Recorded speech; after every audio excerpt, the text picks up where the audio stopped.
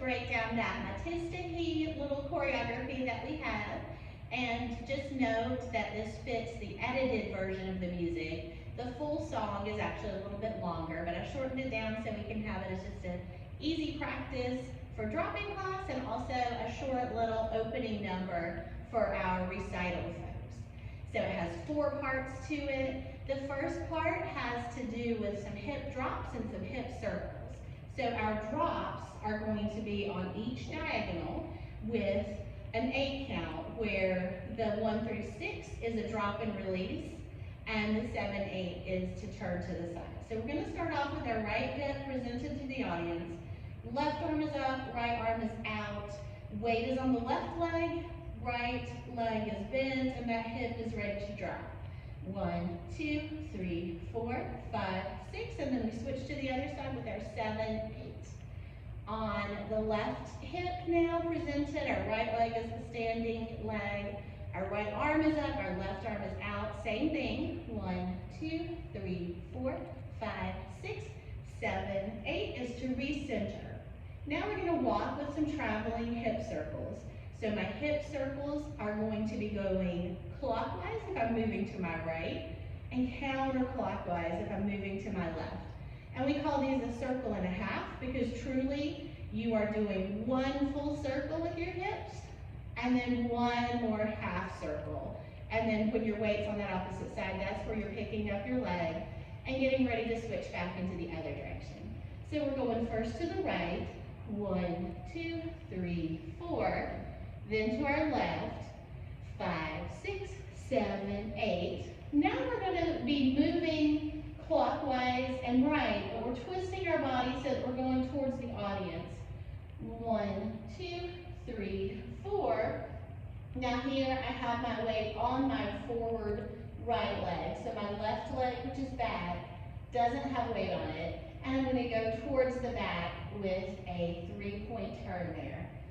Left, right, left. And I'm going to end up facing forward. Instead of finishing the 3-point turn all the way in that same direction, just end up facing forward and bring my arms up. Okay, so that is part 1. Part 2 has us crossing over back and forth, stepping in front with 1 foot, and then straighten out to have a hip presented to do some one-sided hip circles. So when we're doing a hip circle on just one side, it's going to be vertical, and these are going up in the front, back, and down, and then back around. That direction of hip circle, and there'll be 2 each time. So we're going right, right, present the left, and then we will do our circles backward. And then that left leg is free to do the same thing across. Left, right, left. Present our hip circles with the count. Think of it as 1, 2, 3, 4, 5, 6, 7, 8. 1, 2, 3, 4, 5, 6, 7, 8. And that's all that there is to combo 2. You're going to your left, right, right. The last time you do combo 2, you're not going to do the section that gets you on the right hip. You're going to go to your left, to your right, to your left. You're going to actually end up with your left hip to the audience, your left leg free. And since it's the ending of the song, that's where we're going to put a little turn to it with the pose. So you only do the 3 crossovers with the hips. You're left with your left leg free. You're going to pivot through to that side and then pull your leg in and pose with your right arm up and your left arm out, chest lifted, chin lifted, and you're smiling. Okay? So there's still 2 other little parts. Part 3, when you do that one, you are going to be following part 1. So you had just ended up with the turn that got you back around to the front and you were neutral and you pulled your arms up and out. This one is going to have a sequence of some sharp moves with a roll down or a roll up and then some smooth moves. So it's going to start with our shoulders because we just had ended here. We're going to shoulder shimmy, roll down to our hips, and then do some smooth counterclockwise hip circles, 2 of them. So think of it as 1, 2, 3, 4, 5, 6, 7, 8. Now that we're in our hips, we're going to kind of mimic that same process in the opposite direction. So we're going to shimmy our hips, roll up, and then shoulder rolls rather than circles. So that would be 1, 2, 3, 4, 5, 6, 7, 8.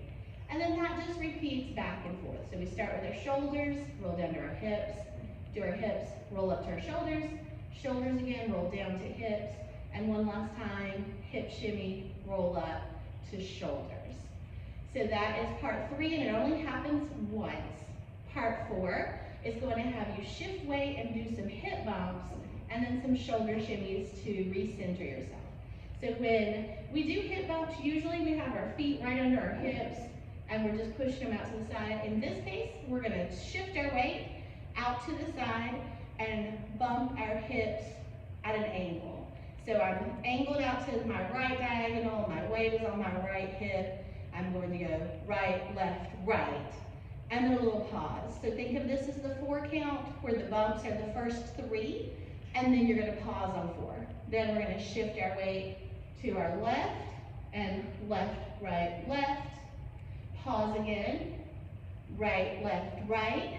And you can use that first bump to be kind of the momentum that moves you to whichever side you're going to. And then after we've done right side, right side, we're going to shoulder shimmy ourselves back to the center. And then we repeat that again. Right, right, pause. Left, left, pause. Right, right, pause. Shoulder shimmy over to the center. So that is part 4, and it only happens once.